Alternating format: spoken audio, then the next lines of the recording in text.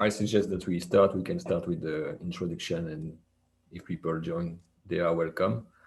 So my name is Vincent. I am the Agroecology and Food Sovereignty Officer at CIDSE. I am replacing François Delvaux for 6 months. So I am coordinating the community of practice. And before I started, there was already some talks with FAO for this presentation of their tape tools. So today is the good day for that. So we will have, so I give you some quick recommendation for this meeting webinar. So I invite everybody to mute their microphone during the presentation. The presentation will last for around between 30 and 1 hour, I would say. And then after we will have 1 hour to discuss if necessary. For the discussion, I'm asking you to raise your hand in the participant list or to write an asterisk in the chat, and I will give the floor to the different people to the discussion. So before starting, I will give the floor now to Giselle, who likes to say a word about the community of practice, and then we can go on. Thank you very much. Thanks, Vincent. Good afternoon, everybody. So I'm Giselle Enriquez, and I'm the Sustainability Technical Lead for CAFUD, one of the members of CIDSE, and really wanted to just welcome you all to this meeting. We've had a couple of meetings of the community of practice so far, but I think this is really our big introduction, if you will. We have colleagues from all across the network. And just to say that this is really a special space. It's a space for program people to share learning and resources on agroecology and to complement the excellent work that we've been doing as a network on influencing and policy for agroecology. So we really wanted to continue the integration and to create a space where we can see each other as resources across programming also, and not just on the policy side, because we believe that these two things go very well together. Obviously, the intentions where we want to go with our policy work needs to be informed by the practice and vice versa. So this is really a special space where program people can see each other as a resource. So I just really wanted to let you all know our intention is to have quarterly meetings between different members that are interested in participating. You can speak to Vincent if you are interested. Even though this is really a programming space, we're not keeping any policy people out. You're more than welcome to join, and in fact we urge you to do so as well.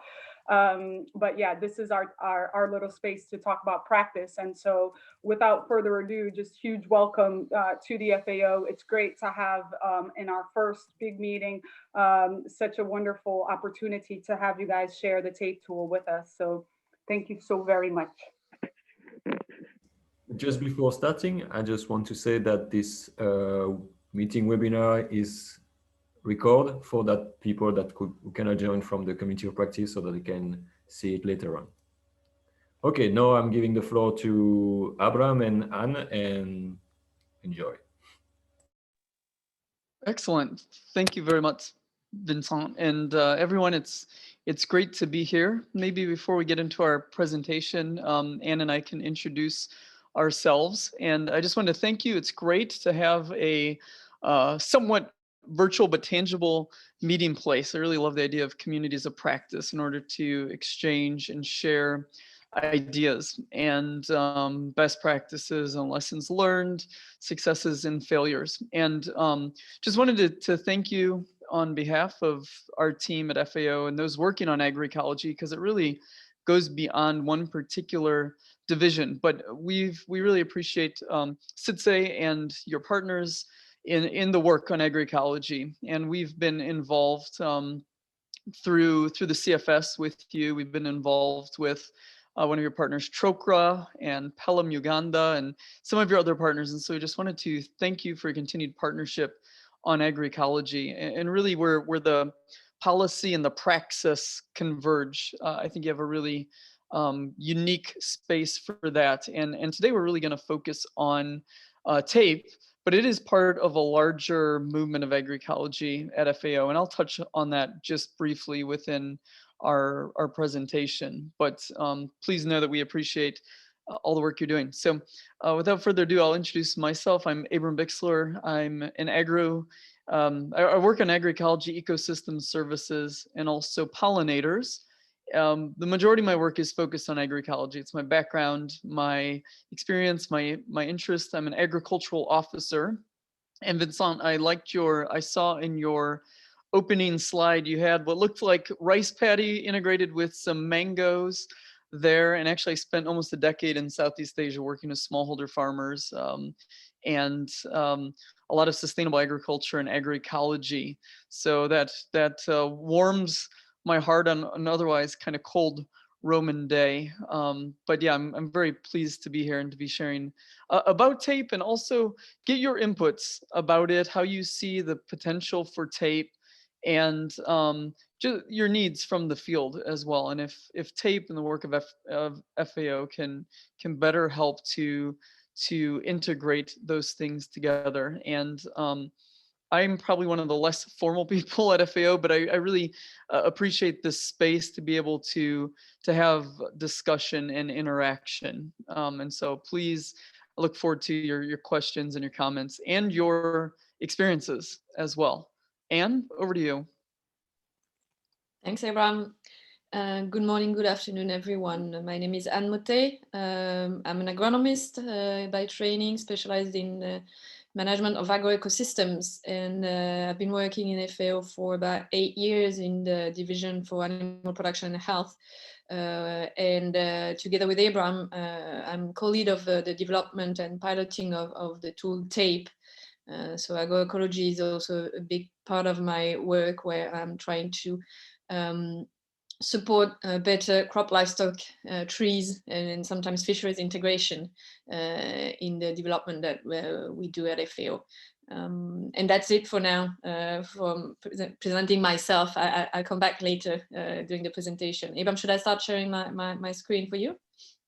Yes, please, Anne. That'd be great. And we'll jump right in to TAPE.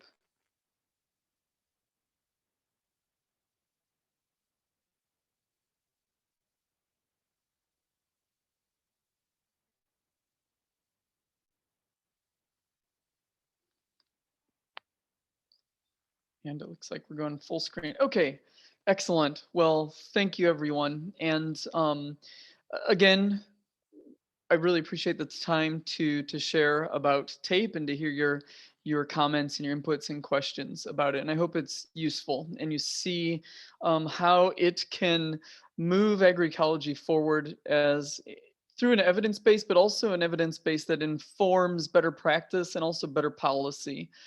As Anne mentioned, and as you picked up through her work with the Animal Production and Health Division, this tool has been, I think, just a shining example of different divisions, different disciplines working together, because really that's what agroecology is about. And next slide, please, Anne. Let's see, so I didn't include any slides about FAO's broader work on agroecology, but just to share a little bit, FAO really got into agroecology starting in 2014, and that was through the first international symposium on agroecology. We had worked in sustainable agriculture and livelihoods and different dimensions of food and nutrition security leading into it. But really in 2014, with that seminar, that was really what kicked off FAO's dedicated work on agroecology. And after that symposium, FAO hosted 7 regional dialogues on agroecology. And really the idea, much like agroecology, was to kind of decentralize and see what agroecology looked like as a science, a practice, and a social movement in the various global regions in which FAO is working. And it was these different symposia were designed to be a forum to discuss and express and talk about ways forward and how to move agroecology along. That work culminated in 2018 with the Second International Symposium on Agroecology, which was held in Rome. We had over 700 participants from civil society, academia, governments, and just an incredible turnout there. And that really launched what we have called the Scaling Up Agroecology Initiative. And this is a broader initiative that FAO is facilitating. It includes other UN partners as well. It includes a real country focus on helping countries that are interested scale up their agroecology. It includes knowledge components, it includes policy components, networking. It includes a lot of the best practices you would expect with agroecology in terms of gathering different actors together to look at practical ways that are rooted in particular contexts to improve the sustainability, not only of production, but of the entire food system. And I think that's important that to mention that there's so many different definitions of agroecology out there. And if you look through FAO's documents, we do talk about some of the different definitions. You know, Gleesman's definition of agroecology is applying concepts and principles of ecology to the design and management of sustainable food systems. So you'll see that. You'll also see agroecology as a science, a practice, and a social movement, and many other different definitions. But I think it's important to point out that through the Scaling Up initiative, FAO attempted to provide a broader framework for agroecology with a focus on sustainable food systems across the three dimensions of sustainability, without favoring any particular definition. And we did that by the creation of the 10 elements of agroecology. And I'll share about those in a little bit because they form a key framework for TAPE, as you'll see. So the 10 elements are important. They fall under the Scaling Up Agroecology initiative. The Agroecology Knowledge Hub is a place to share case studies, evidence, upcoming events, lessons learned, etc., with a broad audience. And this is a website that FAO facilitates, but it is unique in FAO's websites because it allows for us to post not just FAO materials, but also partner materials. And so you'll probably find CIDSE and your partner's materials on that as well. And then TAPE also falls under the Scaling Up Agroecology initiative. And TAPE is designed to create evidence on the performance of agroecology. So not to belabor that, but I think it's important to give a broader picture for FAO's work on agroecology, that there's a very strong policy component because we are working with countries, providing technical and policy advice to them. There's a strong UN partners component to it. There's this knowledge sharing component through the Knowledge Hub. There's a framework component through the 10 elements. And then there's TAPE, the evidence creation component of Scaling Up. Their purpose is the same. It's to help scale out and scale up agroecology in the unique context and challenges and biophysical as well as social cultural context that agriculture is really rooted and depends. Moving now, really, in the topic of today is TAPE, and TAPE really is meant to ask this question and in some ways challenge the answer that has traditionally been given. And that question is, how do we assess performance in agriculture? Traditionally, performance has been measured very narrowly, such as yield per hectare. It's been measured perhaps in an income or profitability terms. You know, what is the output in terms of currency per farm, or number of calories produced per person or per farm. But what about other externalities? What about other questions that typically our performance indicators aren't assessing, such as how much nitrogen is being leached off of a farm field?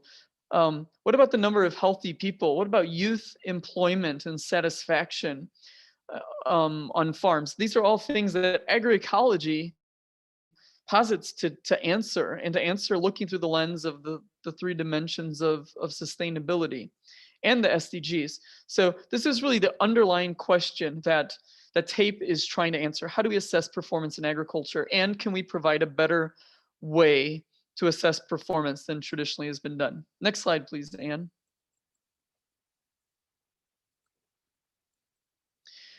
Our particular mandate came through our Committee on Agriculture request to FAO. And this is important for us because it gives us the mandate under which we work as technical units within FAO.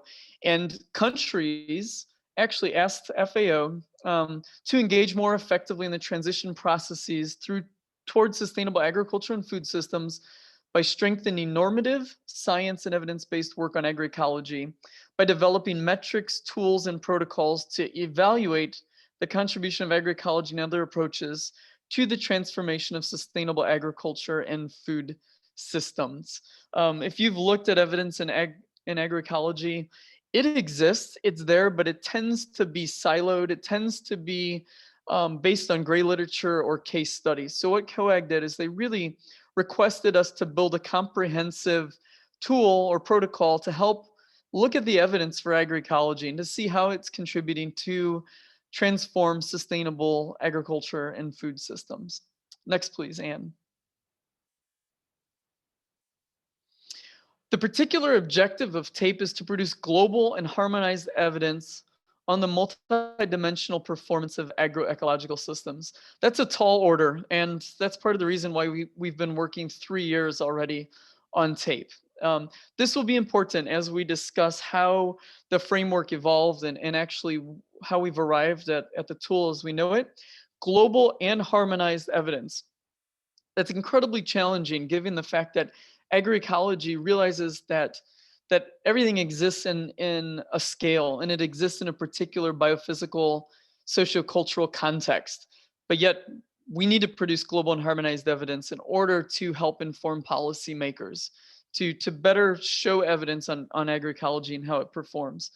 TAPE's particular objectives are one, to build knowledge and also empower producers through the collective process of producing data and evidence on their own practices.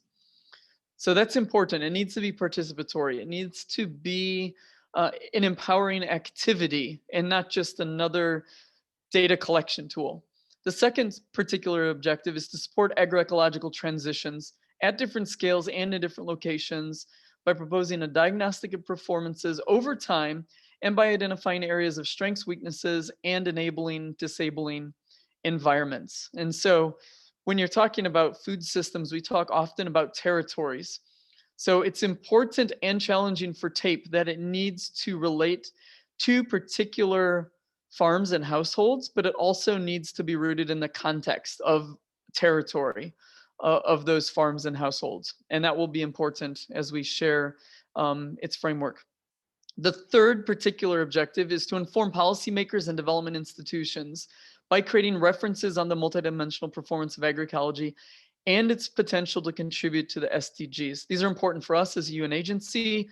It's also important for us in terms of development-wise to ensure that we're not creating data for the sake of data, but that we actually are using data and evidence to help better inform policymakers, to help make interventions more specific and effective.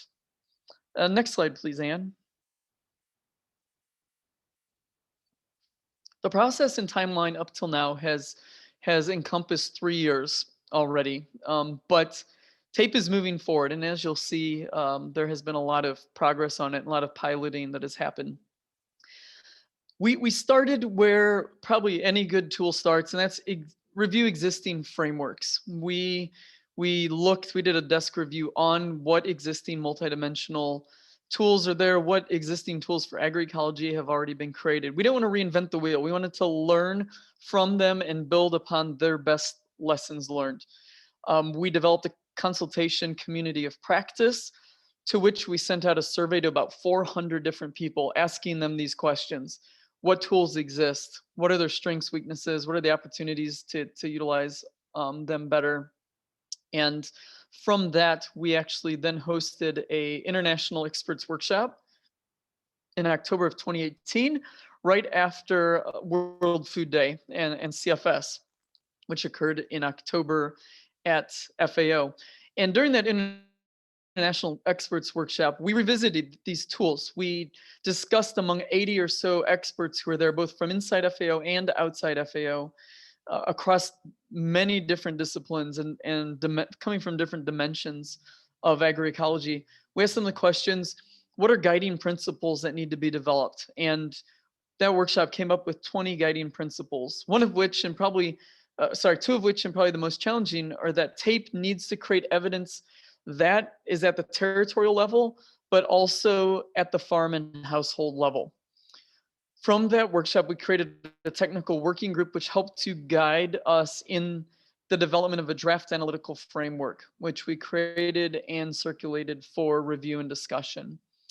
That framework was revised, and first tests occurred on it with partners back in the summer, Northern Hemisphere summer of 2019. We developed an online data collection tool. We started to conduct regional workshops, inviting different regions and different countries and partners to come and learn about TAPE and look for commitments on its piloting. And then COVID hit, which is probably the big phrase that we're all using. Then COVID hit. When we talk about projects, when we talk about implementation, COVID hit, but yet we were still able through online trainings to pilot COVID. And now we're piloting, no, we're not piloting COVID, we're piloting TAPE, even though COVID hit. In about 15 different countries with a diversity of actors, both formally and informally with us, that are testing the tool and helping to contribute to this global database on TAPE. Next slide, please, Anne. So TAPE takes a stepwise approach, and I'll talk about this so that you have a better idea of TAPE and its different dimensions and how it is used. So we have 4 different steps to TAPE. The first step is a description of the systems and context. And this is really intended to provide a territorial overview of whatever your particular territory is. So we've had instances where a territory is a project intervention area. We've had instances where a territory is an agroecological zone, a district, a watershed, a food shed, or a market shed could be your territory. But step 0 is intended to provide a context and an enabling environment, to characterize the enabling environment and context of a particular place and system. And so we're looking for the particular production systems in the territory, the types of households, what are the agroecological zones, what existing policies exist that have an impact on that territory. Policies such as policies geared towards climate change, or geared towards markets, or geared towards agroecology. So we're trying to characterize the enabling environment or the disabling environment in that particular territory. Step 1 and step 2 then is a disaggregated survey which occurs at the farm and the household level. Step 1 is designed to be a characterization of the agroecological transition. So at the household level, it's meant to describe the current status of a farm or household based on the 10 elements of agroecology using descriptive Likert type scales. It's easy to use. It can be a self-assessment by the producer. It's meant, using the 10 elements of agroecology, to give an overall characterization on a scale of how agroecological that household or farm is across the dimensions of sustainability. We have an optional transition typology in order to help better stratify or cluster the next step, which is step 2. And these are the actual collection of performance criteria. Again, this is still at the farm and the household using the same survey. This is actually meant to measure the progress and quantify the impact of agroecology, which we characterized in step 1. And we're looking through the 5 key dimensions that are important for policymakers in the SDGs. So the time and cost constraints for step 2 were given to us by the working group, and that was to keep it simple.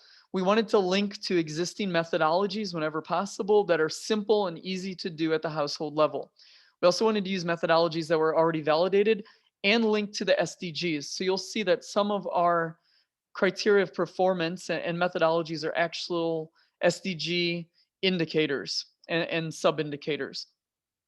The overall goal of step 1 and step 2 is to be able to apply it at a farm or household in as little time as possible, but to give an overarching view of evidence and performance of agroecology for that farm across the dimensions. Feedback from the field is that with well-trained enumerators, you can conduct step 1 and 2 together in as little as 2 hours and a max of about 3 to 3.5 hours. So that's what we were targeting there, to create robust evidence in a short amount of time.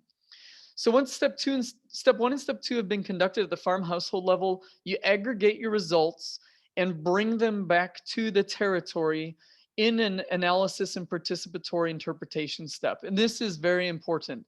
This is a chance to look at the CIAT step 1 results and to explain with the context in the enabling environment, how your broader territorial enabling environment has potentially contributed to where farms in that territory are at in terms of their agroecological transition. So you want to try to make those interpretations and those linkages between what is enabled or disabled, or what is enabled or disabled farms from being agroecological, or why are they agroecological? Why have they succeeded in that or not? It's also a chance to review the performance results and look at the linkages between the characterization of agroecological transition and performance. And we'll give some examples of results of that now. And then also, probably most importantly, it's a chance with the community, with the territory, with different stakeholders to interpret the results and then say, okay, now what?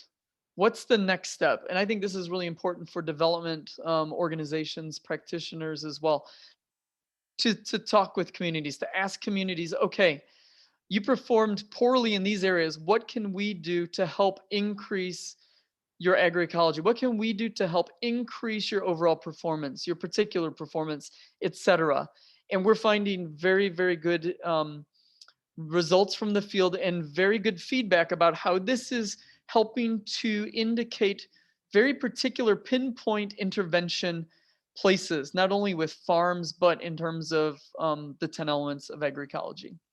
Next slide, please, Anne. Before we launch into more detailed description of step 1 and step 2, I just want to give you an update where we're at in terms of our database. We use Kobo Toolbox for it. It's great because if you haven't used Kobo, it works offline. It has the potential for georeferencing your particular surveys, and we use a secured UN server. And so data privacy considerations are already built into it. We have a data analyst who helps us, who helps our partners with their sampling methodology, with their determination of territories, with the determination of farms, stratification, etc. And who also helps our partners with harmonizing data as it comes in, with cleaning the data, and with analysis. So far, we've automated step 1. So as you collect step 1 data, it actually automates the results of step 1 in real time, which serves as a way to give immediate feedback to the farm and the household that you're interviewing through the survey. It's available on Android mobile devices and iOS through the URL, but it's great. It works offline. In the boonies, we've had people using Kobo and collecting data. As long as you can get back to a place with internet at some point in time and upload it. So far, we have minor languages, but our main UN languages for the survey include English, French, Spanish, Russian, Chinese, and Arabic is being worked on right now. Through Kobo, we're able to create a lot of robustness due to drop-down menus and selective filtering as you begin the demographics part of the survey. Next slide, please, Anne. So step 1 is based on the 10 elements of agroecology.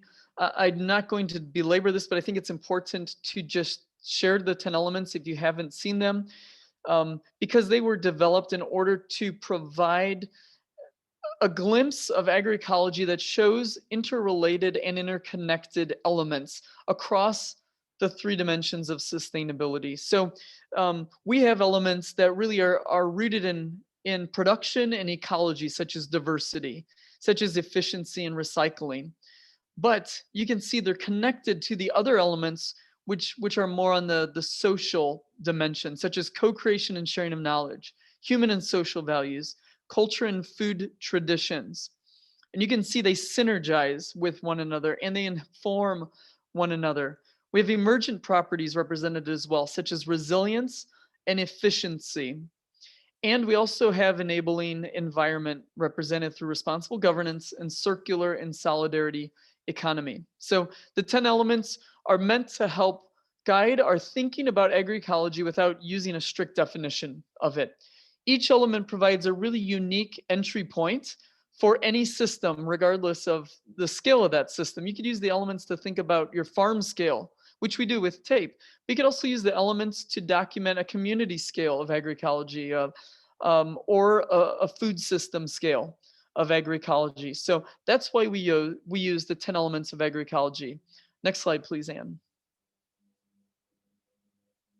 And the 10 elements form the basis for our indices for step 1, the characterization of agroecological transition. For instance, we have the element of diversity. And for each element, we have between 3 and 4 separate indices. And each index is ranked on a Likert scale from 0 to 4. So you can see, for instance, for the first index of diversity crops, you rank the farm with the farmer, with the family on the diversity of crops at the farm. So 0 if it's a monoculture or no crops, 1 if there's one crop covering more than 80% of the cultivated area, 2 if you have 2 or 3 crops, 3 if you have more than 3 crops which are adapted to local and changing climatic conditions, and 4 more than 3 crops which are spatially diversified and use multi-poly or intercropping. So you can see how the indices build on each other and they touch on other dimensions of agroecology and other elements as well. So we have that for diversity. We have an index built on crops, one built on animals, on trees, and then also a diversity of activities, products, and services. So they truly are multidimensional within the different elements of agroecology. So that's an example for diversity. Next slide, please. Here's another example. This is human and social values, and you can see the 4 different indices that when aggregated create a measure of human and social values for part of the CIDSE. The overarching goal is to give a characterization of agroecological transition for that farm. So we do this for each of the 10 elements. Next slide, please, Anne. Here's other elements just to show an example. We do this for efficiency. You can see the 4 indices there. For recycling, and then 3 indices for culture and food traditions. Really, the indices in total, there's about 36 indices that comprise step 1. Next slide, please. And before I turn it over to Anne, you can then take those different indices and you can represent them in a radar diagram. So in the radar diagram, we have the 10 elements of agroecology. For each element, there are between 3 and 4 indices that have been compounded to show where on the agroecological transition that farm is. This particular diagram shows 3 different farms in Cuba. In red, you have a conventional farm, which is a tobacco monoculture. And through the 36 indices, they had an overall score of 44%. But you can pinpoint and see that where they score well and where they score poorly. So for instance, diversity, this conventional farm scored poorly because it's a monoculture, and it scored poorly in the other 3 indices as well. The green farm represents a farm in transition to agroecology. They scored a 66% overall. And you can see areas of strength and also areas for improvement, such as diversity and recycling and circular and solidarity economy. And then the outermost farm is one that that uses a diversified agroecological approach. And they had an overall score of 81%. And you can see how they scored well overall. So not only does this give you the ability to pinpoint particular farms and intervention areas, but you can aggregate farms. And so for instance, if you had a project intervention site, after your project intervention was done, you could actually look at and compare the two different types of farms in that project intervention site or the control that you didn't have it. So there's a lot of interest in using TAPE as a monitoring and evaluation tool, and also to help pinpoint strategies in order to best use resources for particular interventions, for policy interventions, and from learning as well. So you could, invite this conventional farm, if they're interested in transitioning to agroecology, to then go and interact with the farmer from these other two farms that perform better. So there's a lot of opportunities here for moving evidence and lessons learned and co-creation and sharing of knowledge forward. So thank you. I'm going to turn it over to Anne now. Thanks, Abraham. So now we're going to move into the performance evaluation part. So as you understood, step one, which we call CAET, characterization of agroecological transition, is about producing a diagnostic of the status using the 10 elements as a framework for producing this diagnostic. The second step is about quantifiable and objective, if I may say, criteria of performance that you have here listed in this table from number 1 to number 10. And we, on purpose, decided on a list of 10 criteria only. So you may know other performance assessment framework in agriculture.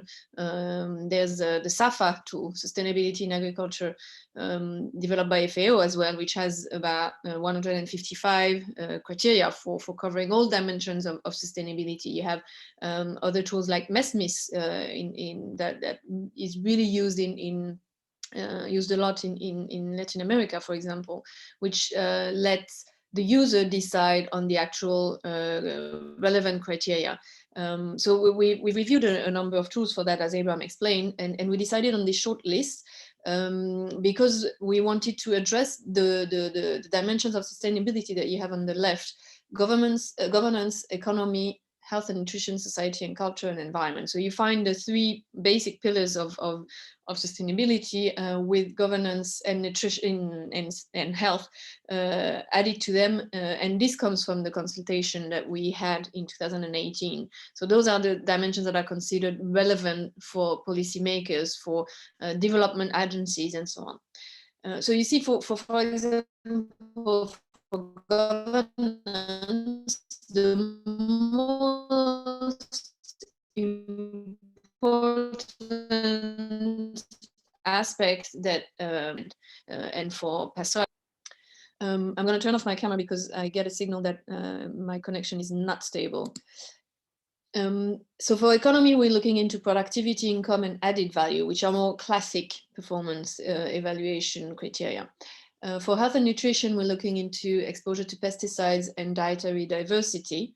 For society and culture, women's empowerment and youth employment. And for environment, agricultural biodiversity and soil health. So we're not covering all aspects of each of those dimensions, but we're addressing the most important ones according to the consultation process we had.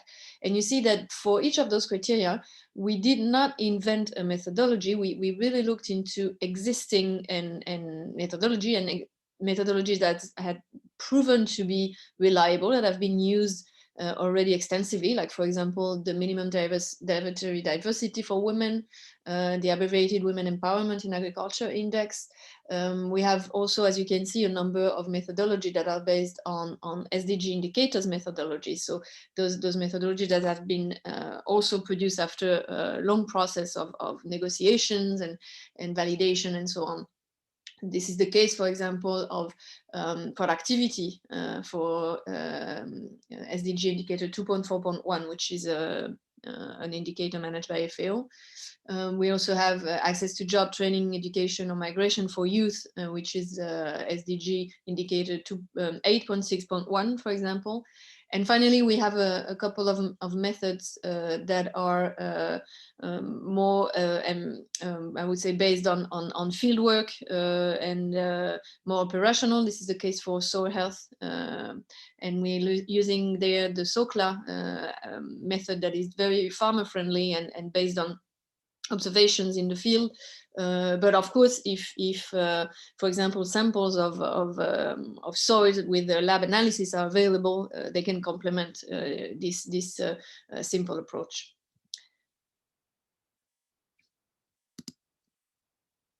And this is how the results look like if you consider both steps. So this is an introduction to the result, and then I'm going to show you a diversity of interesting results and very recent results we had from different countries. But let's take the example of two farms in Cambodia to show you the links between the two steps. So you get on the left, you have the step one for both farms, an orange farm and a blue farm. And you see that the orange farm shows a lower level of transition when you look at all the 10 elements, actually. So some elements are better scoring, like diversity and resilience, but some are very low, like responsible governance or efficiency.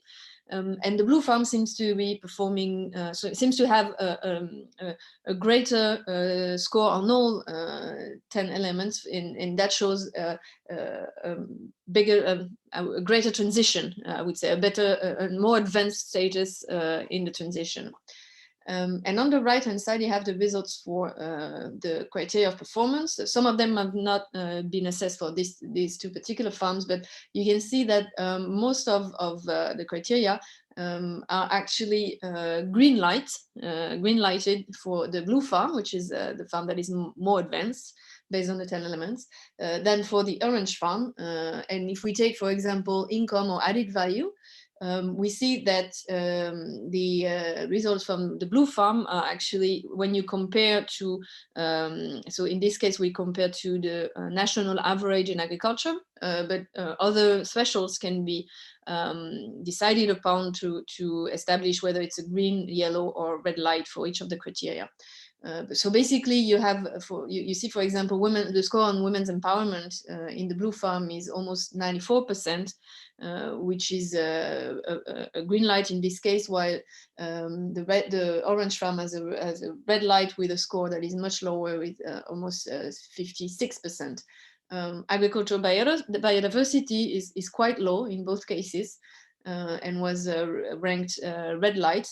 You see also some intermediate performance indicators like soil health that is quite similar between the two farms. So, and for example, the governance indicator, the security of land tenure is similar in both farms. So you see how we can link to the two steps, and then from the results that we have on the right, go back and identify entry points for improvements in step one. So obviously for the orange farm, improving the efficiency and the recycling would help it score better in terms of income and added value, but maybe also in terms of agricultural biodiversity. Now, I would like to show you another type of results that we have from Mali. So we recently applied TAPE in Mali in about 230 farms in the Kai region, which is on the western part of Mali.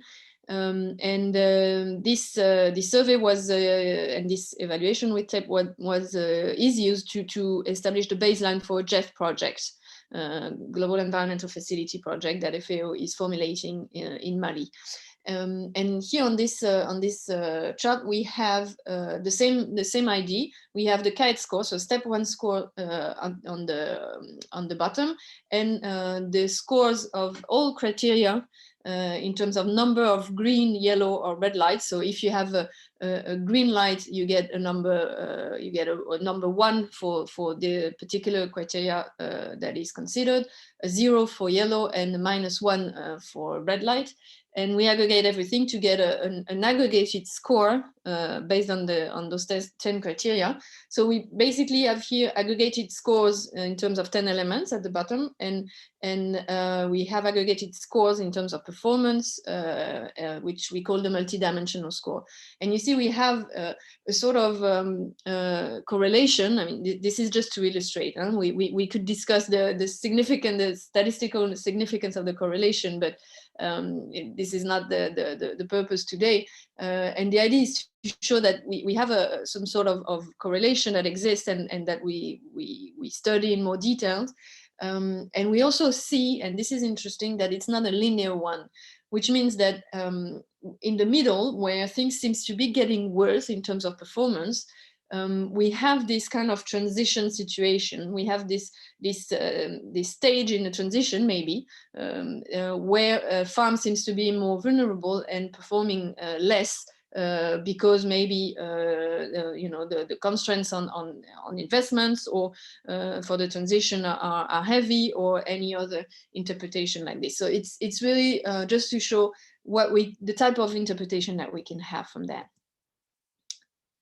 And then when we look into individual performance indicators, for example, in the case of Mali, here we're looking at youth employment and immigration. So the higher the youth index, the less likely the young people are willing to emigrate, and actually the more likely they see a future for themselves on the farm and in the area, the territory. And you see that we have a strong relationship between the level of transition based on the CAET with this youth index score. So basically, farms that show a higher CAET score, more advanced in the transition, seems to be more interested for young people and retain more people in the territory.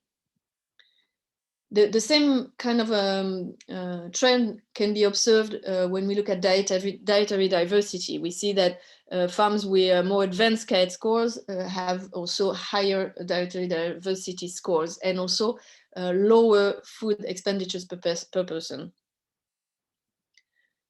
Now we look at the same kind of results, but this time from about 228 farms from Cambodia.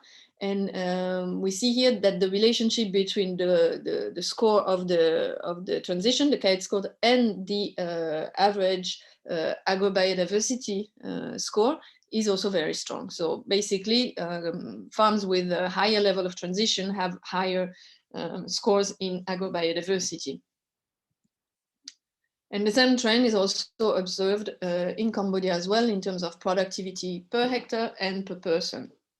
It's very important for us to consider both types of productivity, because if we only look at productivity per hectare, we are not using a very relevant criteria, for example, for very extensive systems like pastoralists again. So we need both types of productivities to really inform and cover the diversity of production systems around the world. And another example, the last one, is about the use of inputs. So you have here organic pesticides, chemical pesticides, and fertilizers in terms of expenditures per hectare, again in Cambodia. And we see that farms that are more advanced on this transition again, so the scores towards the right-hand side of the screen, are spending less money on inputs. So they're using more, they're recycling more within the farm, and they have to purchase less on the market. And an interesting point is that farms with very low scores have to spend a lot of money in chemical pesticides, in fertilizers, and we can link this to other performance indicators that we already saw before. So you could also look into the relationship between this kind of results and the biodiversity result, or the health results, and so on.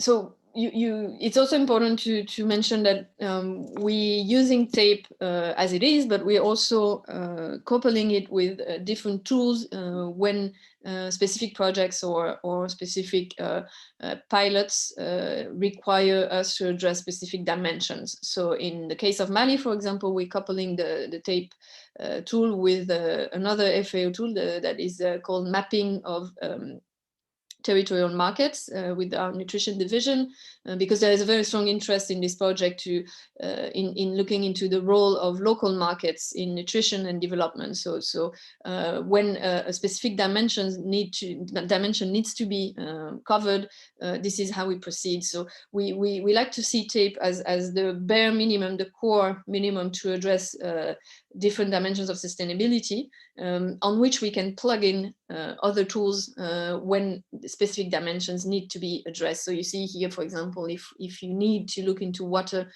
we can use water use efficiency tools, or when the focus is on climate change mitigation, we can look into tools that allow you to calculate greenhouse gas emission and greenhouse gas emission reductions.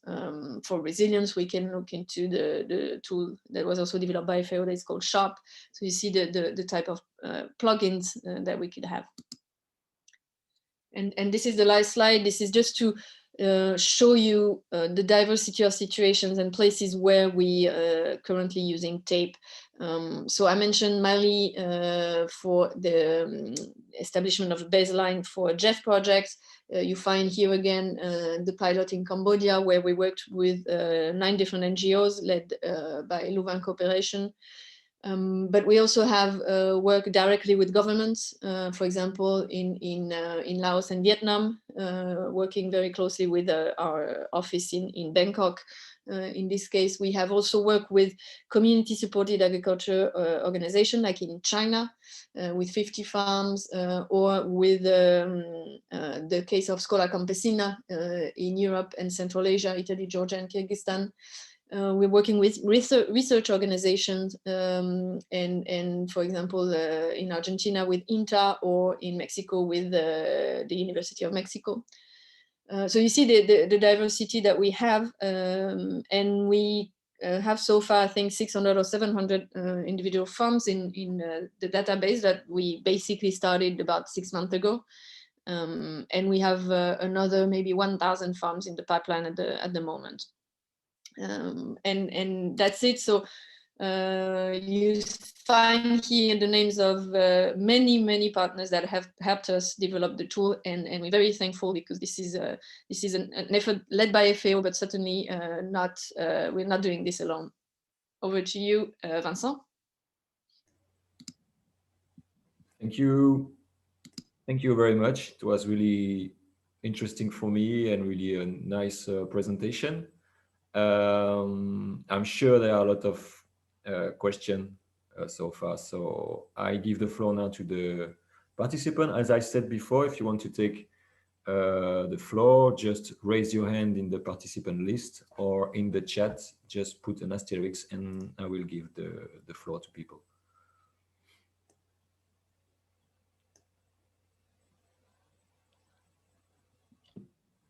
It's sometimes difficult to start, so I will start with a question. I would like to know how, in the field, I mean, how FAO help farmers doing the survey, or when they need help to improve in some elements. How does it work? Thank you.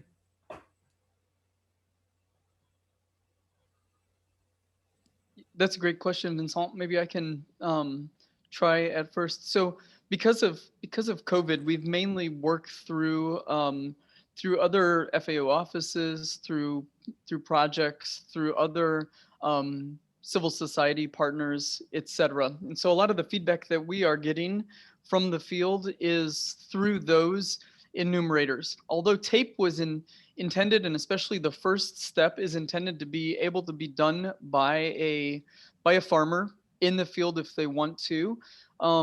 We have thus far used enumerators to do that. So very similar to how you do the monitoring and evaluation. We've done remote trainings of those groups of enumerators together, or of the training of trainers, so those who then train the enumerators to go into the field.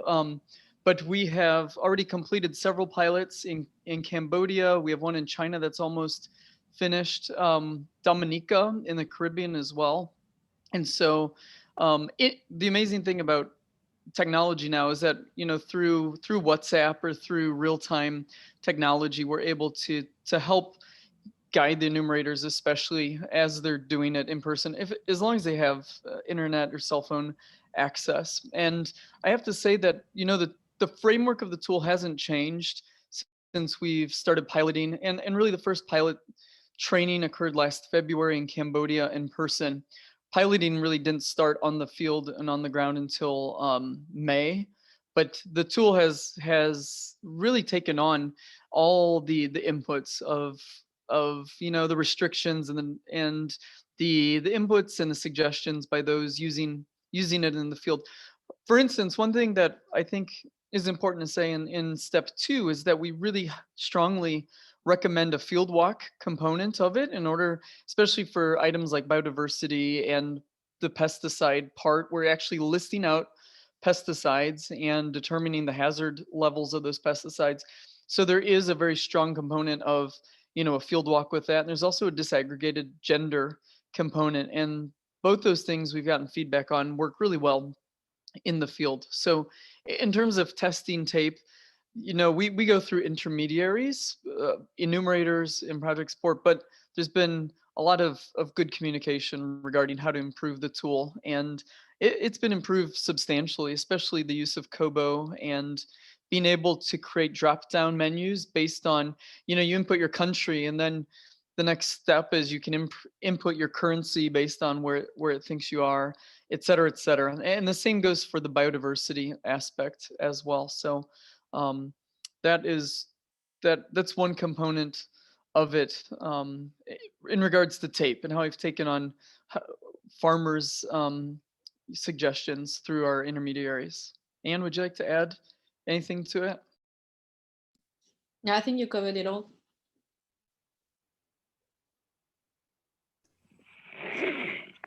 Great. Can I ask a question, please? Thanks. All right, that was really good. And actually, I think really manageable. And it's so nice having accompanied like this process in the FAO throughout the different symposiums, to see it all come together, and to see how you guys have taken in so many of those conversations that we were having, you know, 10 years ago around the importance of the social dimension into this. So I think it's really beautiful to see it coming together. I do have like I don't know if they're questions or more really observations. Oops, sorry, I'm trying to do this from multiple machines. One is, I think that the obvious elephant in the room is the enabling environment. And it must not be a given that there is an enabling environment. We know that in a country like Cuba, there is. And in a country like Brazil, there was.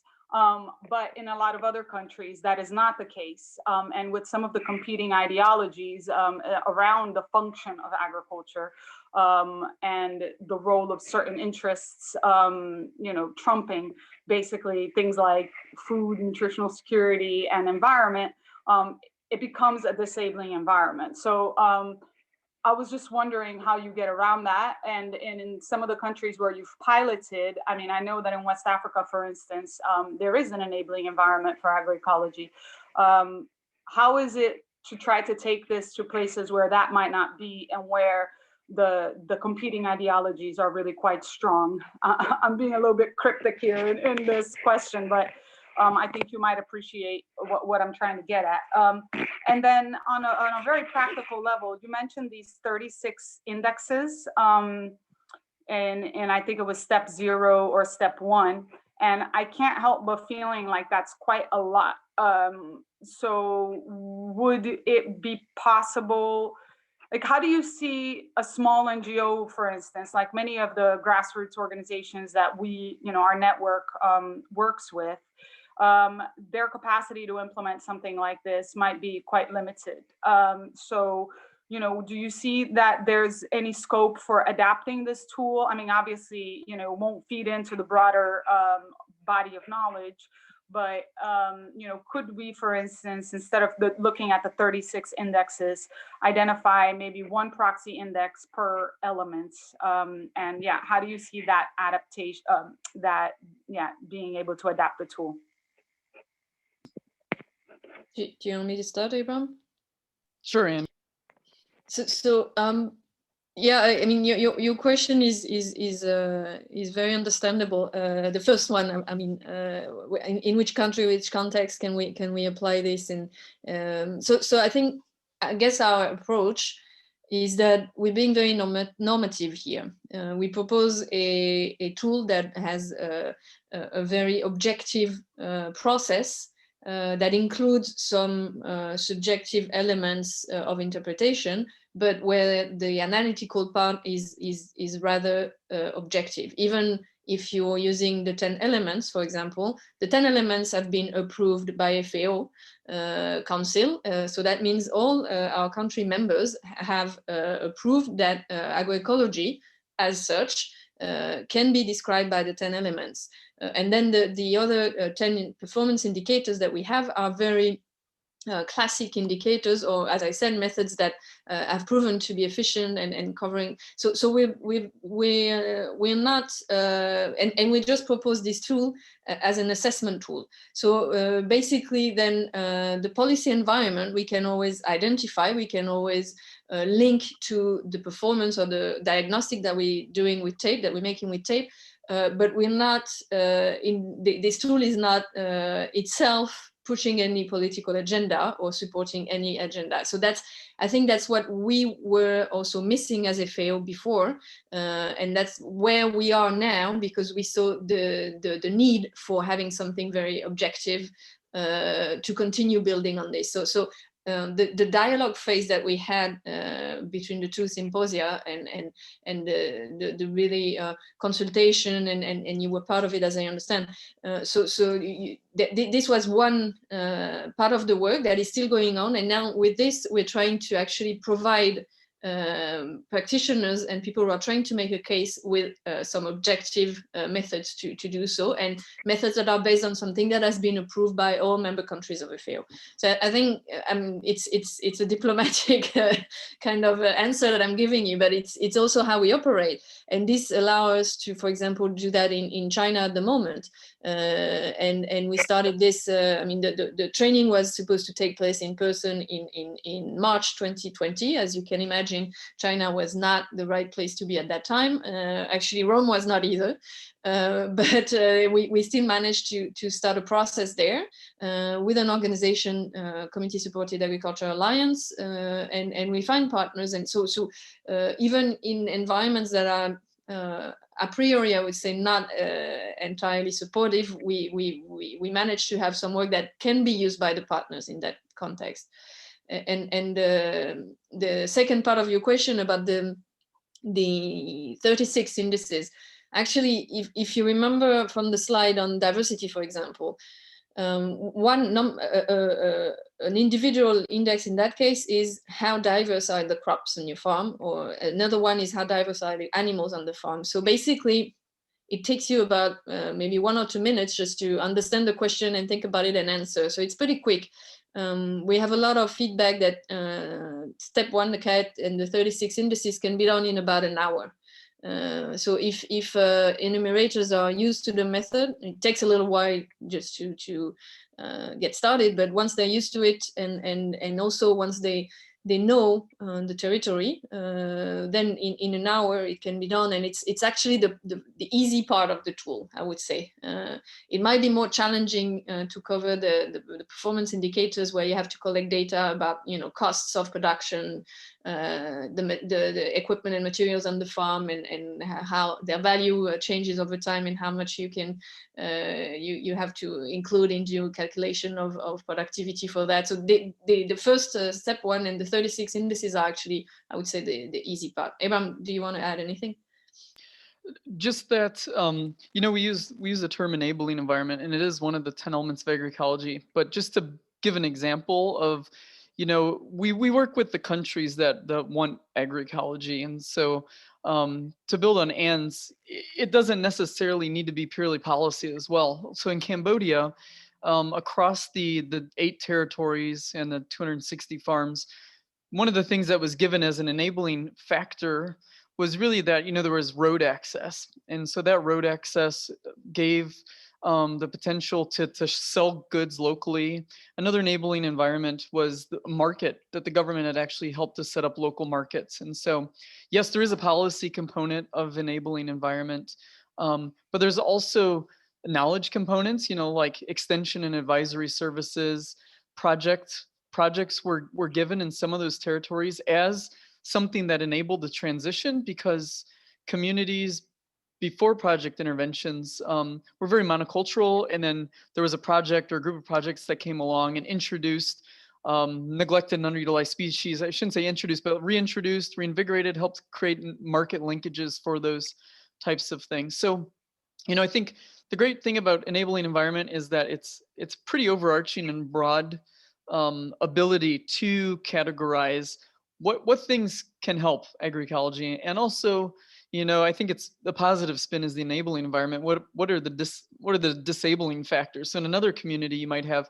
there aren't good roads, and so it's really hard to get a cold chain for diversified produce, et cetera. So all those things, you know, have the ability to come out in that first step, and then to make those linkages to it in the third step. And it's really meant to be the connection between farm and household, and then the aggregated larger food system and territory. And the other thing about scaling or enabling environment in Cambodia, for instance, and it's probably true in many places, is that as FAO, we typically work at the national level, but for instance, Cambodia has so many levels of governance that you have different interpretations and actual workings out of the national policy. And so in some, you know, village head people created an enabling environment. So it's important also to think about the different scales at which policies are put into play or not put into play. And so some of these things really came out and provide that key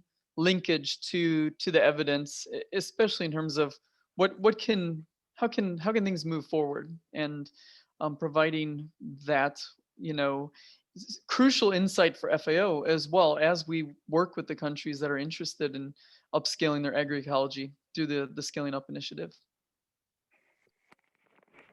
I will give the floor now to Ganizani from Malawi. He has a question for you.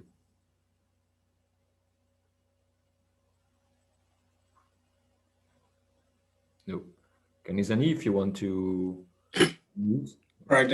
My question was pertaining on the a bit agreeing with Gesri, the economic part of the adoption of that tool, and as well, how do you think of capacity building of the upcoming, maybe the organization for this tool maybe to work best?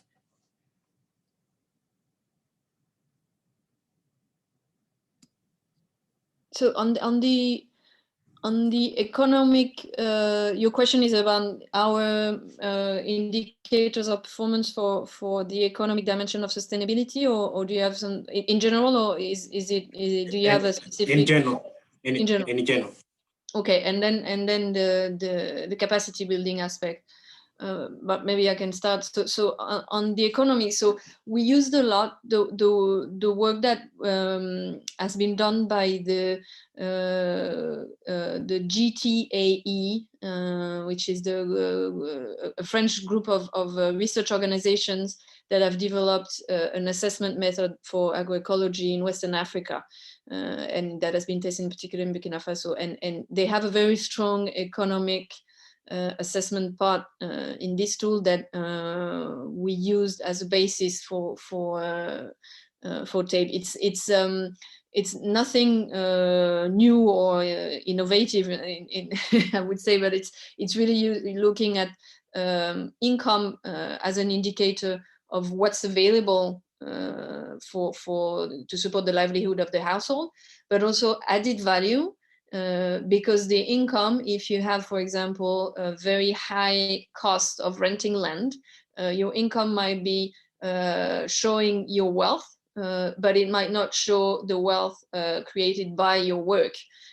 So as a farmer, we also, for farmers, we also needed to assess the creation of added value from their work, even if, for example, costs like renting land would make their income low, they would still might have a very high performance economically in the value they're adding to by their work. So that's one very important aspect. That's why we included both income and added value.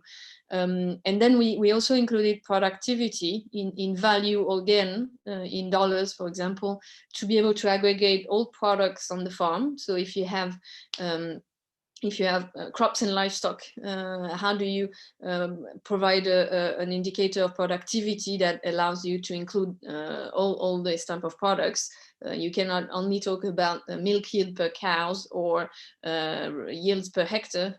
So we decided to use the productivity of all products associated together in value per person and per hectare, in order to, again, as I said, to cover the diversity of production systems.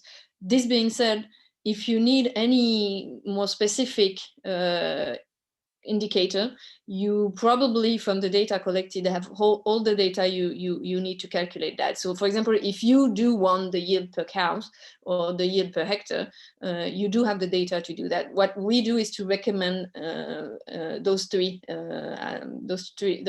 criteria for the economic part. Ebram, do you want to add anything or answer on the capacity building one? Sorry, I didn't quite get the question on capacity building. Would you be able to tell me that again, please?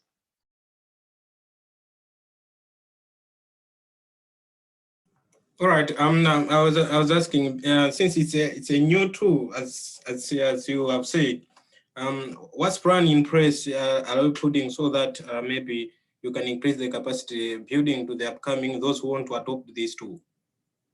Excellent. That's a great question. So at first we were doing trainings in person, but COVID, made that obsolete very quickly. And so in the way we had originally envisioned it is because, again, FAO, we work regionally, we have regional offices, we have country offices as well. So we wanted to roll out TAPE in a way that was inclusive to whoever was interested in it. And so originally we were doing that through regional workshops hosted through the FAO regional offices. So for instance, in Asia Pacific, we invited countries and groups and institutions in Asia Pacific to come and join us and learn about TAPE. We did that in Central and South America. We did it in Asia and the Pacific, but then things had to adapt rather quickly for COVID. Once we learned of particular organizations and institutions' interest in using TAPE on the field and committed to doing it, we actually then started particular trainings on the use of TAPE. How do you go through TAPE? We include background information about its theory, its development, the science behind it, and then we get into the nitty-gritty of each part of TAPE and the questions, and we've made it very hands-on. So we've created some training packages for TAPE, and we've conducted online virtual trainings in particular regions or particular countries. And we also have created video learning of that too. So it's about 10 hours in total. We try to do it in concert with as many interested parties as possible to maximize our time. But yeah, so we've gone through to a hybrid capacity building model for really teaching, training those enumerators and those organizations that want to use TAPE. And that's how we've been able to start piloting it in 15 countries. Thank you. I will now give the floor to Rose. Hi, everyone. Hi, Abram and Anne. Thank you very much. I come from Trocra, and I'm at the Trocra HQ as a global advisor on sustainable agriculture. And we've been adapting agroecology itself for about the last 6 years, say, and doing training on agroecology, and then trying to move into appropriate ways of measuring the progress. but this will be part of overall livelihoods programs who are run by partners of ours, some of whom are on the call here today, and some of the staff are also on the call from Malawi, Rwanda, and I think Uganda. Yeah. So I've been on the ground in trainings that we've supported, trying to use, well, step 0, step 1 particularly, and then doing a review, which would be like step 3. And what it seems to me is for step 2, you need more particular technical skills. And our staff, our monitoring and evaluation staff, are not necessarily agricultural staff. Neither are some of our managers, and also some of our managers are not necessarily agroecological. They may be coming from a more conventional agriculture background. And we don't have, you know, any handy ecologists on board in most of our countries. So I'm just wondering, do you see any value in using the step 0 and the step 1 alone as monitoring tools for projects and programs, mainly for internal use? And then do you think that's a bit risky? Because, for instance, I would be looking at the diversity indices, and I sent you a message already about how I find the one on the animal integration quite scary, because when the diversity of the animals fine, but the numbers, and I find it's a driver for our programs to want to distribute more animals. And I don't think that necessarily it isn't nuanced enough to have good, integrated, sustainable fauna on farms. So it's great that there's already the fish and the insect aspect, but like I would even see human integration into the farm as an element for fertility conversion. And I'll stop there. I hope my question isn't too convoluted.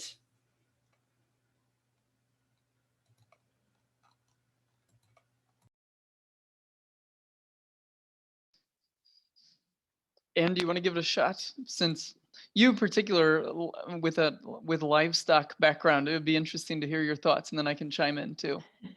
Yeah, and it's not an easy question. I mean, if I understand correctly, the idea is to see how far integration of things and subsystems and animals, insects, humans are, how far they are integrated in the production system in order to support recycling of biomass, energy, nutrients, and so on. So if this is the case, I think I mean I've been working on this a very long time now, and I think this is very critical to production systems as a whole. And I agree with you; it goes further than integration of crop and animals. And we try and take this into account in TAPE.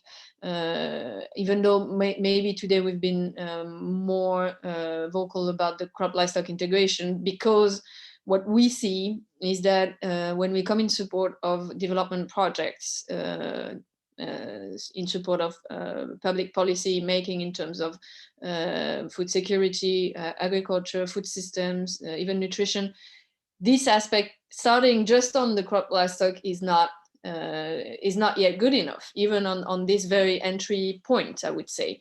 And this integration, I mean, it's already obvious, I would say, in within FAO, when we see that until a couple of years ago, agroecology was mostly present in our division on crop production. So it was a work that was quite broad in terms of partners to be involved, in terms of topics to be addressed. But structurally, institutionally, it was built this way, and with TAPE we've moved away from this, and we even at our own institutional level we a bit more advanced now, and we see that everywhere with all our partners. So in ministries of agriculture, we see when you look into the topic of climate change, for example, you have no integration between agriculture, livestock, and environment. Agriculture is usually crop production. Then you have a Ministry of Livestock in a lot of countries in sub-Saharan Africa, for example. And then you have the Ministry of Environment. So just to illustrate a bit the fact that we're very vocal on this crop livestock integration, because it's still not there, and we still see a lot of also science and evidence being produced. That there are a bunch of articles that came out last year, I would say, on crop livestock integration, showing the interest also for sustainability, not only environmental sustainability. But again, this being said, we do include the role of insects as pollinators in the tool. And this is present in the performance criteria of agrobiodiversity. And we also include the presence of trees, and we have an index also in step 1 on trees and how integrated they are. We didn't show you, maybe we don't have it on the screen, but on the CIDSE index of synergies, we have 4 indices that look into how the different compartments of territories work together. If you have trees that are associated with crop fields, and how associated they are, how the biomass is circulated on the system between the animals, between and the crops and the trees. So we do cover more than just crop livestock integration, I would say. And when you talking about human integration, is this again about nutrients, or did you have something more specific, less specific in mind, I would say? No, it's about nutrients. It's about use of human manures, where instead of, or where there are no animals, and it's just that the way the tool is set up, and we've been trying to use it as well for like baseline and design. It's a pull for people to put in an activity. Let's supply some goats, and it's just dangerous. And I think that's why I was asking you, whether you think it's actually a bit dangerous to use step 1 alone, and not to get into some of the deeper aspects that are in step 2 that would qualify some of the things that come up in step 1. Abraham, do you want to continue? Sure. Yeah, it's good to see you again, Rose. And I think that, you're absolutely right about it. And I think maybe this ties back to our mandate to create a global harmonized evidence base. And again, we know in agroecology, there's no such thing as a silver bullet. One size doesn't fit all. And what we tried to do is to create something that was comprehensive enough that would give you an overarching feel for a particular system at a particular time and scale and place. And we don't have enough time here, but during the actual training, one of the things we spend quite a bit of time on is, this connection between step 0 and step 3, and how in step 3, it's a chance to do weighting and to do participatory analysis and ask the questions, does this make sense for our context? Like your context in Mali or somewhere where you have a lot of pastoralism and large tracts of land or small tracts of land, is going to be much different than a super tropical place where everything just grows like weeds all the time because of the climatic conditions. And so in step 3, that's where we really see the chance to weight indices. We see the chance for communities and enumerators and farmers to talk and say, do these results make sense? Is anything out of place here?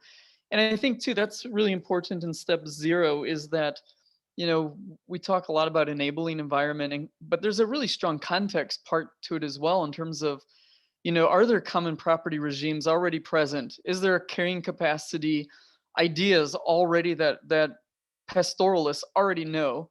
And those nuances are really important. So it's this, I think it's this tension of how do you optimize the system for agroecology by taking small steps that make sense in the particular context, while at the same time using a tool that is supposed to be global in nature and create harmonized evidence. I do think too that, like you said, I think not only for our own benefit, we really encourage everyone to do step 1 and step 2 to help develop this global evidence base on agroecology. But I think they're really important to connect them together and do them both, because step 2 does really help to inform step 1. And we're seeing that increasingly. And we saw that with, Anne presented some of these sine curve type features that we're seeing in places where, maybe your conventional is performing better, that's low in the CIDSE, and then you get to this vulnerable transition period in the middle before you become agroecological again. And so the more that we see step 1 and step 2 together, I think the better nuance that you are going to get. And hopefully that's going to help and be even furthered when you bring it back into the weighting and the participatory interpretation of it. Again, rooted in agroecology, that every context culturally and economically and environmentally is going to be different. And you have to say, do these results make sense in our context? If not, what do we have to adjust?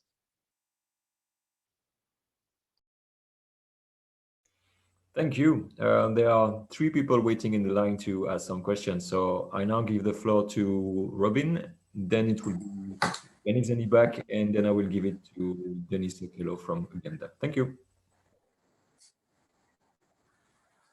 Hi, thank you very much for the discussion. And the tool of the tape is very rich. There is a whole methodology proposal and many indicators. And you talk about online tool to make the survey.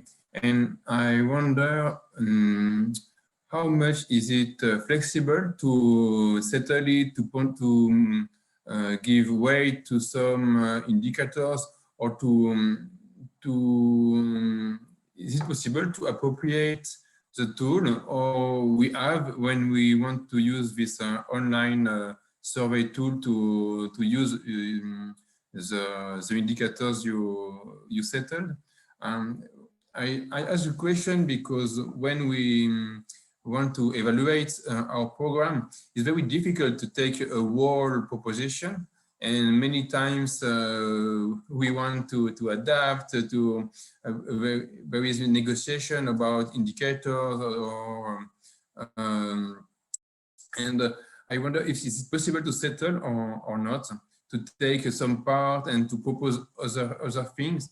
And I think it could be quite difficult for the FAO, while they want to have a global database. But I ask a question. Thank you. Thank you, Robin, for the question. Maybe I'll start on this. It's always possible, and I mean, you see your colleague Rose who has done it. It's always possible for you to use the tool independently. The questionnaires are public. FAO is a public institution, so everything is out there. There is however, quite a strong incentive and interest to use and several of them actually, to use COBO and the data collection tool that we have, knowing also that we have this flexibility of adding other things that might be necessary for you. The reasons for that is that the first, you get some support in the data collection and analysis and understanding the tool if you're part of the effort, of the joint effort, I would say. That doesn't mean that your data is going to be accessible by everyone. It's just going to be accessible by you and the people you allow, and by us to help you review it, understand it, analyzing it, and so on. The other reason is that COBO is more and more used tool on the field. It's incredible how fast it's growing. Most of our partners now, I mean, in the course of 1 year, we basically saw that some people at the beginning didn't know about it, and at the end of the year, they're using it for everything. Just one example, in the PAPS project, so the Pastoralist project funded by the World Bank in the Sahel, everything on animal health is recorded to Kobo. And it's just one example, but it's really I would say the gold standard at the moment in terms of humanitarian and aid work that we can see. So there's a strong incentive for you because you might need other tools, and there's a high chance they're going to be working on Kobo as well. And I think this is also something to consider. It's super convenient, it's super practical, it saves so much time compared to paper, and it works offline again. So you know, it's you just need a couple of tablets for that, and we've had a project on data collection that you know were conducted in very remote areas, and it worked very well with tablets and Kobo. So, and then the flexibility aspect, obviously we're not going to ask you to just do tape and or just do entirely tape. You're free to adapt it as much as you want, and would be happy to discuss how we can help with that. But I think in terms of mechanism and process for data collection, even if you need to adapt, you might still want to consider the Kobo, because it will help you tremendously. Abraham, do you want to add anything?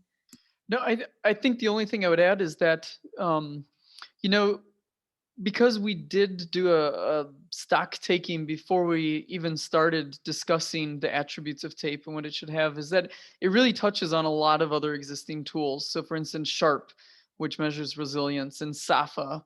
And we do have some interest in using existing data to feed into it as well. So I wouldn't you know, put that out of the question as well. For instance, there's a project in Mozambique. It's based on farmer field school and very tangible climate change adaptation for 100,000 farming families. And they did their baseline using Sharp, which is the resilience tool that FAO developed, on Kobo.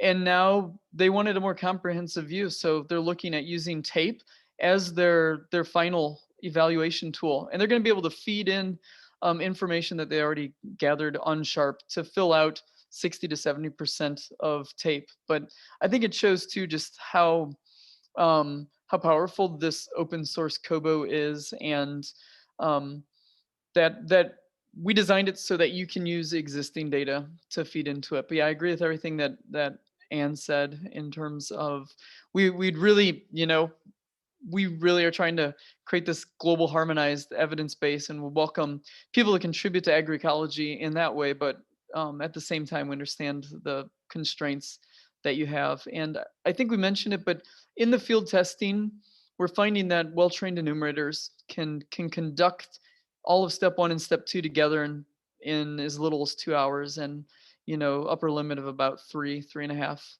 hours. Which we're getting good feedback about in terms of using it as it's a lot, but it's comprehensive, and I think that that's really worth mentioning.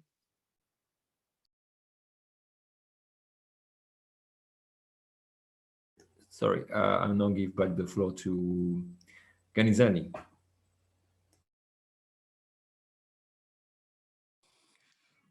All right. I think mostly my question was centered on being these two M1T2.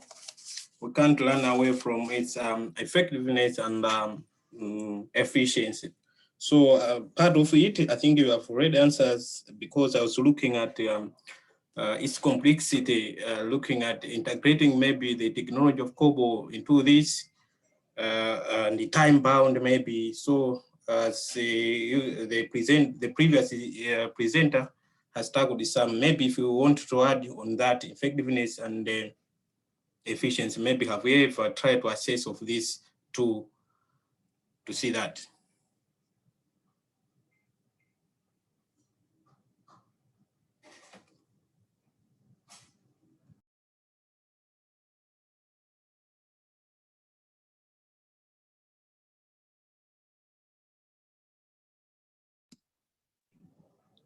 Sorry, Abraham, do you want to answer this question? Go ahead and start, and I'll add to it. I don't have much to comment on this, to be honest. I was I was counting on you. I didn't quite fully catch it. Could you maybe rephrase it or say it again?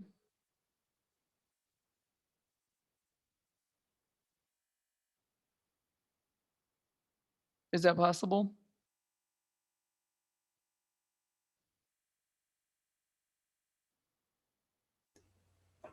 Ganizani, could you rephrase the question, please?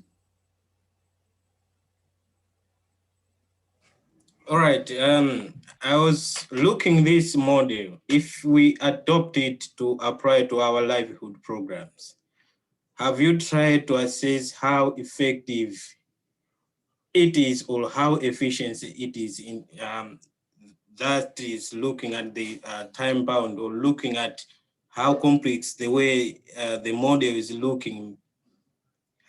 Do you see, is it effective if it is adopted to be applied in our livelihood projects? Have we assessed that part? Mm-hmm. Good question. Actually, this would be one more for our statistician. I wish Rasul was with us. We have discussed this in terms of statistical validity of it, but you know, I think this is where the bit of nuance comes into play in terms of any tool needing to then look and relate to the validity and relevance on the ground, either through other tools or through you know, long-term information that you have. In some ways, because we are just starting TAPE, we're creating baselines. You know, this is a global harmonized evidence base, but because we're just starting the piloting of it, I mean, since May, we're creating a snapshot in time. And like any good tool, usually you need some temporal evidence as well. So you need time-bound points in time over time with the same sampling units in order to see, have things moved, have things changed in that regard. I wish Fasul was here because he's, you know, he is actually running some statistics, looking at how accurate and precise the data are. So statistically, we can get some ideas about that.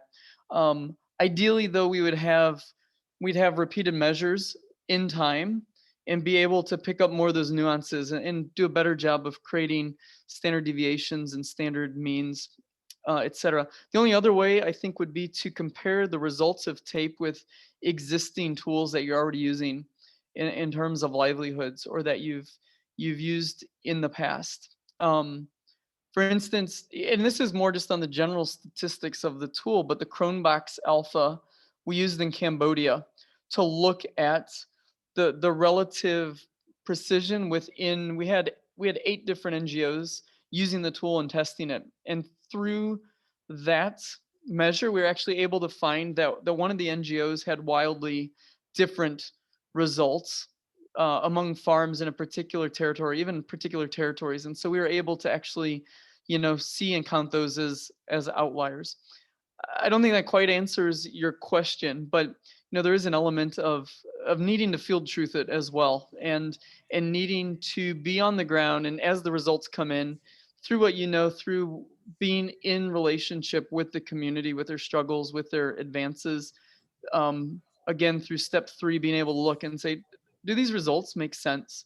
Are they accurate? Are they precise? Are they in the reality that that you're experiencing? And I mean, we could get into all of the sampling and whatnot that we are proposing in terms of stratification and in terms of control in order to help better find the answers to this.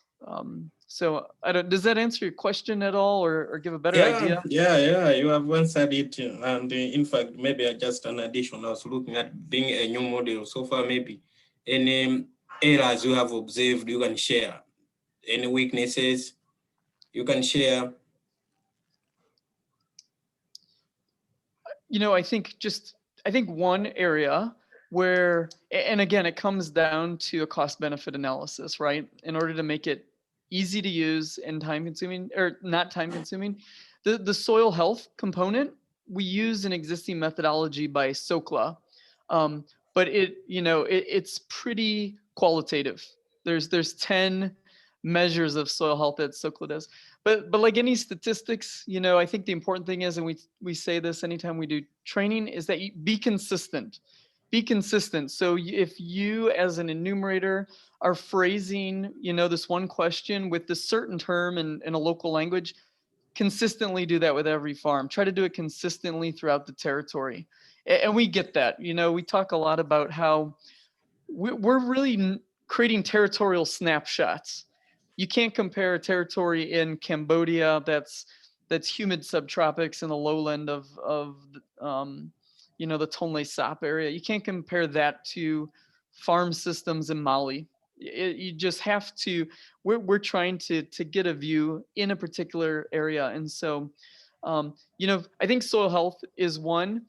It's a great place where the advanced criteria could really come in to help. If you have finances and resources to do soil testing, then we could better relate the SOCLA soil health that you do on the farm with actual soil test results and see, is there a strong correlation and relationship between them? So I think that's the beauty of TAPE, is that every index, you can bolt on additional indicators of interest and help in the validation of it. So, if livelihoods are of particular interest to you, then you can do TAPE to assess the overall agroecologicalness of a farm system or of a territory system, but then you can also add more advanced indicators on livelihoods. And so I think it's quite innovative and flexible in that regard. But it comes down to really a cost benefit analysis for these things. But I think we feel good that for the first time, we're bringing the 3 dimensions of sustainability together and creating a tool that you can do it actually at the farm level in a short period of time. Right. Thank you very much. There are only 15 minutes left, and I have 2 more people who want to take the floor. So I think after that, we will be the end. So I now give the floor to Dennis Okeyo from Uganda. Thank you, Vincent. I was just trying to listen in on the presentation, which is really very good. Sharing on like what Rosa said, in Uganda, we were doing the tool. We are trying to administer the tool, but basically we're doing the CAT, the characterization tool. And unlike you mentioned, you were using the Kobo Collect tool. Here we're using the paper and pencil, just doing the normal survey. And we came across some challenges, especially when you're trying to unpack the indices in terms of the levels 0 to 4. There were some words that were a bit subjective, like what's like a few, what's like a good number. So it brought some bit of debate, and people were trying to ask themselves, what do we mean by a few numbers? What do we mean by good numbers? And in some cases, you'll find that for the same farm, when two people do the same farm, they could come out with different answers, different ratings. So I just wanted to check in with you and ask, how do you address, such challenges when you are administering the tool? Maybe for the Kobo Collect, it's something that probably, escape such challenges altogether. But when you're doing it manually, I think we need to have a go around and see how we can help the people who will be using it. Such people like us who are using a local way of doing it. I think that is my question. Thank you. Mm-hmm. Thanks, Dennis. I can respond to that. I think one of the good pieces of feedback we've received from our trainings, I mean, they're pretty in-depth. They go about 10 hours spread out over certain days. But even when people who maybe were at an initial regional workshop or have gone through the tool or used it, one of the feedback pieces that we've received is that additional in-depth training really helps a lot in terms of standardizing the question and really what the question is getting at. And we actually, through that training of enumerators, we actually go through each question by question. so that there's a common understanding among those who are going to be using tape and those enumerators. And so that's been very helpful. And again, we stress, the importance of continuity. One thing that's been challenging, of course, but is really important to have our partners help with it is, yeah, the main framework is in the UN languages and mainly in English, but to really make it usable, it has to be translated into the local language. And so that translation process, it takes on a flavor of its own. And so that's why it's really important to have a common understanding among enumerators of what the questions mean. And that comes through a more in-depth training where we actually walk enumerators through question by question over their intended understanding to help create that. And that's really important, globally as well.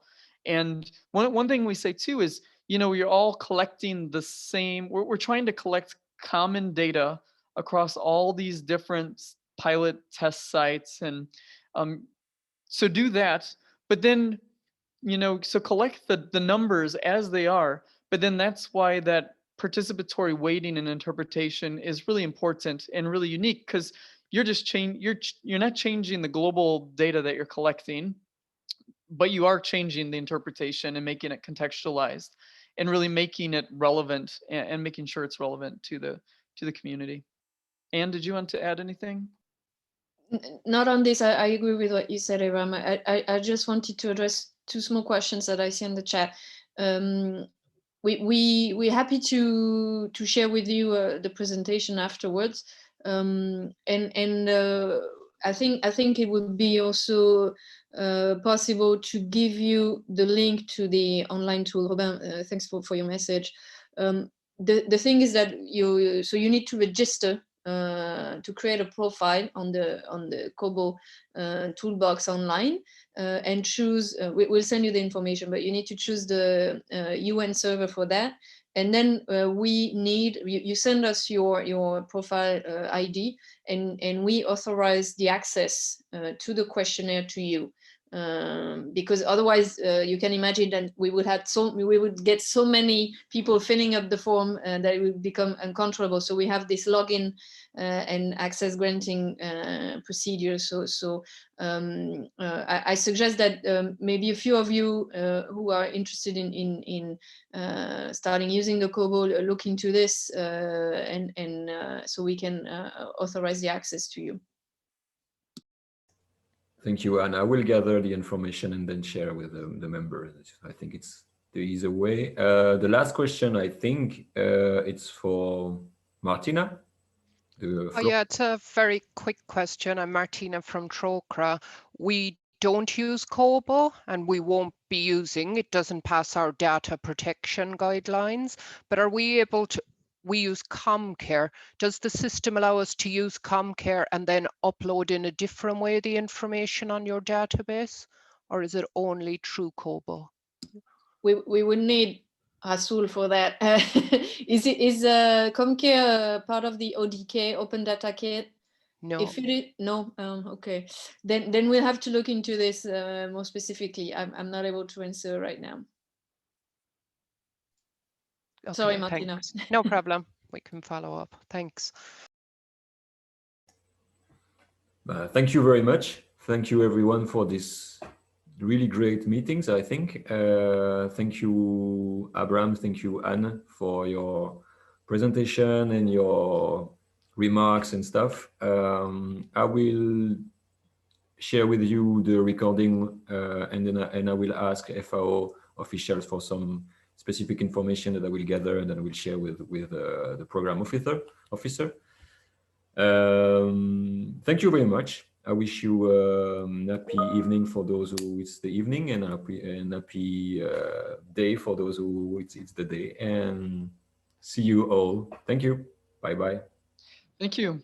It was great. Thanks for the discussion and for letting us share. And please do stay in touch. Yeah, it was Thank great. you. Thanks a lot.